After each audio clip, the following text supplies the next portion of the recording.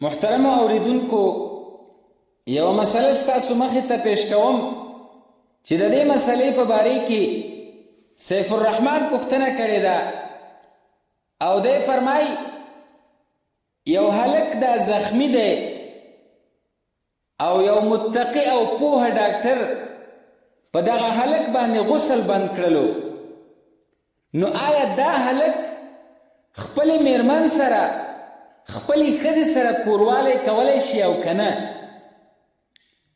نو د دې مسلې په باره کې فقهای کرام فرمایي هو په یاد صورت کې دغه کس دپاره کوروالی کول روا دي او دته کوروالی کول جائز دي، غسل دی نه کوي. ففي بدائع الصنایع جلد نمبر اول صفحه نمبر 309 کې داسې لیکي، چاپ رشیدیه: وللمسافر أن يجامع امرأته وإن كان لا يجد الماء، وقال مالك يكره. وفي تاترخانية جلد نمبر اول صفحه نمبر 319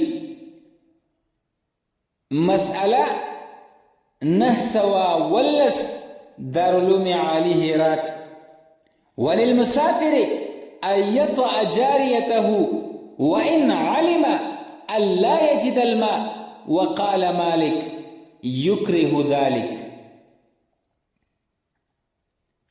وفي خلاصة الفتاوى جلد نمبر اول صفحه نمبر 19 چاپ رشیدیه: وللمسافر أن يطأ جاريته وإن علم أنه لا يجد الماء.